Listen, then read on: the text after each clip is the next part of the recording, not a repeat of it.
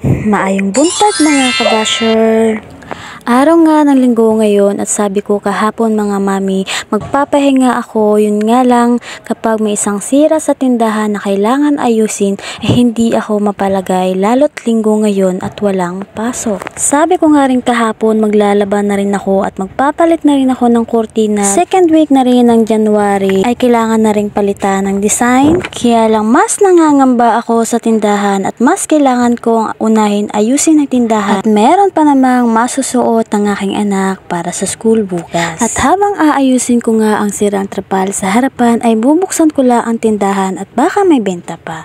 So hindi nga ako nagkamali at may customer na nga mga kabasher. At sa time na to mga kabasher ay nahirapan ako ng sobra, buti na lang at nandito ang kapatid at anak ko para mag-alalay sa akin. Minamadali ko nga din ito mga kabasher dahil baka mauna ako ng ulan at habang hindi pa malakas ang hangin. Dahil nga pala sa ulan at hangin kahapon kaya ito nasira at dahil marupok na rin ito at kailangan na rin talagang palitan. At kung mapapansin nyo nga mga kabasher, magtataka kayo, trapal ang nilalagay ko dyan dahil hindi nga pwedeng yero ang ilalagay dyan dahil tabing kalsada nga ito mga kabasher at binawal din ito. At medyo tinabayan ko na nga ng kaunti mga kabasher dahil malakas ang hangin ngayong buwan. Sa panahon ngayon mga kabasher, diskarte na lang talaga ang kailangan. Bala ko nga dyan mga kabasher ay bukas ko pa aayusin dahil bala ko nga palitan ng luna at hindi na yung trapal.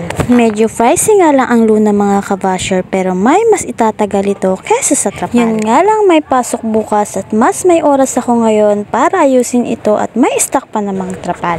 Medyo hindi nga maganda ang pakiramdam ko ngayon pero kayang-kaya pa naman to the Power Ranger charot. Para-paraan na lang talaga ngayon mga kabasher para magawa mo nga ang dapat mong akala mo ay hindi mo kayang gawin. Pero syala mga kabasher, nagawa ko nga. To the rescue ang mami mo. Tanghali ko na nga ito nagawa mga kabasher dahil nagdadalawang isip nga ako kung makakaya ko ba o hindi. Pero inisip ko pa rin wala namang ibang gagawa nito kundi ako na lang. Huwag kang maarte te, oo. At sa oras na nga yan mga kabasher, wala pa akong kain ng umaga at sakto 11 AM na nga gutom ng trabahador no charot. At kung mapapansin nyo mga kabasher, hindi ko na nga kinuha ang lumang trapal dahil ito doble ko na lang para hindi agad masira ang bagong trapal na ikakabit ko. Dinamiha ko na rin ng pako mga kabasher para matibay pa sa relasyon namin. Charot. Parang relasyon lang yan ngayon. Kapag hindi mo higpitan, luluwag ng luluwag yan. Charot. At sa wakas mga kabasher, patapos na ako ng patapos. And I did it.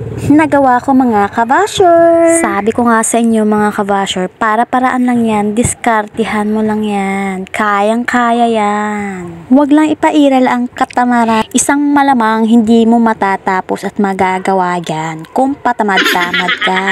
So yun lang mga kabasher, natapos ko rin at nasabitan ko rin ng mga paninda ko. Thank you for watching. Have a blessed Sunday everyone.